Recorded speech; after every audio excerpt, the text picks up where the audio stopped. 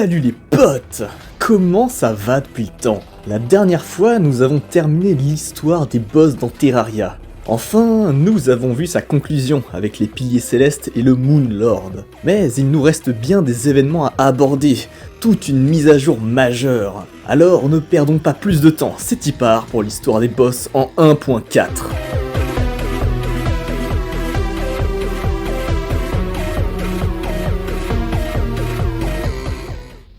La philosophie de la 1.4 ainsi que de ses mises à jour mineures, c'est de compléter, de parfaitiser ce qui a déjà été introduit au jeu. Mais il y a tout de même, et heureusement, de gros ajouts parfaitement inattendus. L'introduction d'un Journey Mode, une sorte de mode libre ultime qui peut être comparable sur plusieurs aspects au mode créatif de Minecraft. Mais ce dernier n'est pas le seul nouveau mode de jeu ajouté. Il y a également le Master Mode, une version encore plus difficile de l'Expert Mode. Les boss se retrouvent une fois de plus buffés, mais ils n'obtiennent pas plus de patterns, de capacités qu'en expert. Non, si on veut de la vraie nouveauté, il va falloir se rendre directement en hard mode, et plus précisément dans les cavernes sacrées. On y trouve un nouveau cristal spécial, un cristal gélatineux. En l'utilisant, c'est un nouveau boss qui est invoqué, la reine des slimes, Queen Slime. À première vue, tout porte à croire que ce n'est qu'une version hard mode de King Slime, un peu à la manière des boss mécaniques. Des boss mécaniques, en fait la comparaison est plutôt smart, parce que Queen Slime n'est pas un boss facile. Bien au contraire, elle se trouve dans la lignée des boss challenge optionnels, et en tant que supposé premier boss du hard mode, la difficulté est bien présente, et c'est cool. Sa première phase encore, ça va. Queen Slime se contente d'invoquer des sbires et d'envoyer des projectiles rebondissants. Mais lors de sa deuxième phase, de grandes ailes apparaissent, et le boss prend son envol. C'est vraiment fun, et un bon challenge est de l'affronter en souterrain, alors que les déplacements aériens du joueur se retrouveront limités. Parmi ces drops, on trouve une monture volante, un grappin permettant de se téléporter, de superbes ballons inutiles, une chouette arme d'invocation, ainsi qu'une armure unique octroyant de légers buffs pour les classes de mêlée, ranger et magie. Et grâce à Queen Slime, le biome sacré possède enfin son propre boss. Enfin, son propre boss ? En avançant un peu dans le jeu, jusqu'à la défaite de Plantera, le joueur pourra peut-être tomber, une nuit, sur une nouvelle créature du sacré. Un petit insecte volant, un chrysope prismatique. À n'éliminer sous aucun prétexte, au risque de réveiller une entité proche du divin. L'impératrice de lumière. Voilà un nouveau boss, inattendu et surpuissant, et probablement l'un des affrontements les plus aboutis du jeu. Il est magnifique, les centaines de projectiles et les déplacements de l'impératrice brillent de toutes les couleurs perçant l'obscurité de la nuit.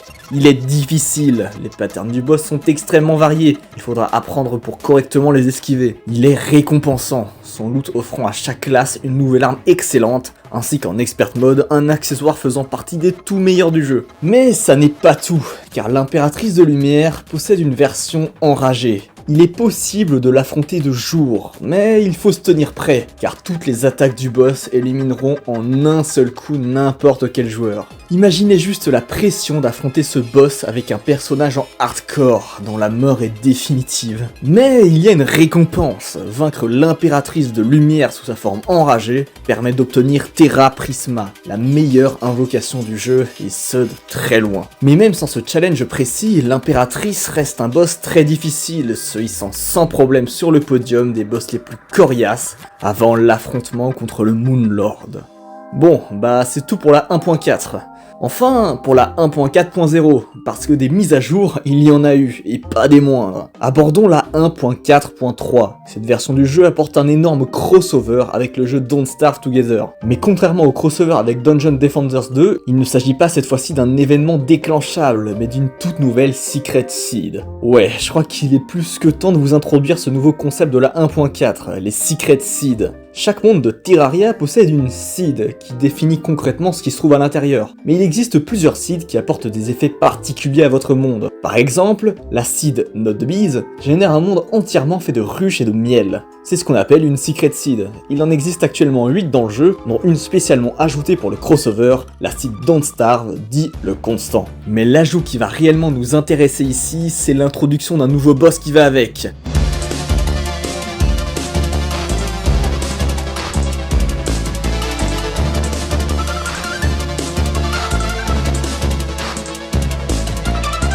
Deerclops. Ce monstre provient tout droit de Don't Starve, à la manière des boss de la 1.3.3 venant chacun de Dungeon Defenders. Mais Deerclops, lui, n'est pas un simple boss d'event, c'est un réel boss, un boss challenge optionnel, affrontable dès le pré-hard mode. Rendez-vous compte, il n'y avait pas eu de véritable boss en pré-hard mode depuis la 1.2, depuis 2013. Et ce Deerclops est génial. Il peut apparaître naturellement lors des nuits de grand blizzard ou être invoqué via un objet. Il possède beaucoup de points de vie et est soumis à la gravité. Ça peut paraître con, mais c'est une caractéristique assez rare chez les boss de Terraria. Ses attaques consistent à libérer d'énormes pics de glace et provoquer des éboulements en retournant la terre. C'est un combat d'endurance. Les attaques du boss n'infligent pas une grande quantité de dégâts, mais largement assez pour terminer le joueur sur la durée. En expert mode, il invoque en plus des mains spectrales autour du joueur pour restreindre ses mouvements. Bref, Deerclops est un très bon challenge, affrontable juste après les boss corrompus. Quelle affreuse nuit pour être maudit. Bien, il est grand temps de s'attaquer à un gros morceau. En début de vidéo, je vous disais que le Master Mode n'apportait pas de réelles modifications au boss, contrairement au mode expert. Eh bien, je ne vous ai en fait pas tout dit. Certes, le Master Mode ne modifie pas les boss, mais une Secret Seed le fait, la Seed for the Worthy, pour les plus valeureux. Une sorte de mode de jeu final où la difficulté monte à nouveau d'un cran. Mais tout ça, ce n'est rien comparé à ce que la 1.4.4 a introduit. Non seulement cette mise à jour modifie la Seed for the Worthy pour encore plus accroître la difficulté, mais elle en rajoute également une autre, la Seed Get Fixed Boy, qui compile toutes les difficultés liées aux différentes Secret Seeds. En résumé, c'est un monde inversé, rempli de pièges, contenant la corruption et le Crimson, le tout avec le système d'obscurité et de fin de la Seed Don't Starve. Ah, et il y a des larves de Queen Bee partout. Et tous les monstres sont buffs par la Seed for the Worthy. Bref, c'est extrêmement difficile et le mode de difficulté choisi augmente obligatoirement d'un cran. Le normal mode se change en expert mode, l'expert mode se change en master mode, et le master mode se change en legendary mode. En réalité, ce mode de difficulté est également disponible en For the Worthy, mais c'est bien la Seed Get Fixed Boy en Legendary qui va nous intéresser ici. Et ce que je vous propose, c'est de passer en revue les changements pour chaque boss. King Slime, il est juste gigantesque, voilà. L'œil de Cthulhu. Lors de sa seconde phase, il peut subitement se mettre à tourner sur lui-même pour invoquer une horde de sbires. A noter que pendant qu'il tourne, il renvoie tous les projectiles. Eater of World. Il est très grand et très long, et à chaque segment détruit spawn un Eater of Soul de taille maximale. Eater of Soul qui envoie d'ailleurs des projectiles similaires à ceux du boss. Et notre perso, je trouve ce boss précisément atrocement difficile. Le cerveau de Cthulhu. Lors de sa deuxième phase, il inverse la gravité, nullifiant ainsi les plateformes de votre arène. Deerclops. Il ne change pas par rapport à l'expert mode. La reine des abeilles, ses dashs sont encore plus rapides. Skeletron, tant qu'il a encore une main en vie, son dash renvoie les projectiles. Et lors de sa phase 2, des Dark Casters sont invoqués en continu. Le mur de chair. Ses yeux et sa bouche sont plus petits, donc plus difficiles à viser, alors que ses membres détachables gagnent en taille. En plus de ça, des Fire Imps sont invoqués tout au long du combat, et leurs projectiles sont particulièrement rapides. Queen Slime et Duke Fishron ne changent pas par rapport au mode expert. Plantera, elle invoque des ronces qui se maintiennent sur le terrain et possède plus de membres lors de sa deuxième phase.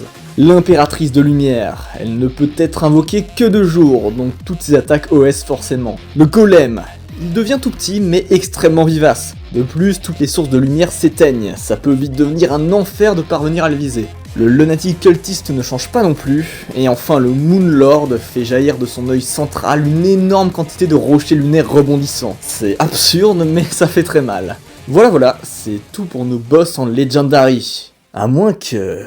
j'aurais oublié de mentionner les boss mécaniques. Sur la Seed Get Fixed Boy, les objets d'invocation des boss mécaniques ne fonctionnent pas, mais ils peuvent être fusionnés afin de créer le rasoir d'Okram. Non mais le rasoir d'Okram, Okram, hein, le boss retiré des versions console que Redigi déteste, l'ancien et premier véritable boss final du jeu.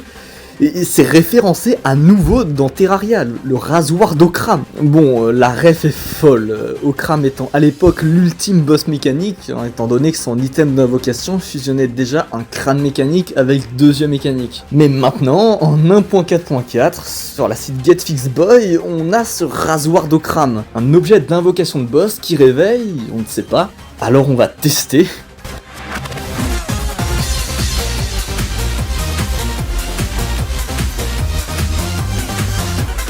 c'est fantastique, une fusion des 3 boss mécaniques. Pour rappel, les boss mécaniques sont initialement des reconstitutions des parties manquantes du corps de Cthulhu, donc ça fait finalement assez sens de les voir assemblés. De plus, l'affrontement fait référence à l'un des plus vieux challenges de Terraria, celui d'affronter les 3 boss mécaniques en même temps, avec un équipement ne les dépassant pas évidemment. C'est quelque chose que j'avais moi-même réalisé sur la version 1.3, et voir que c'est désormais obligatoire sur cette Secret Seed, bah je trouve que c'est super fun, j'adore le concept.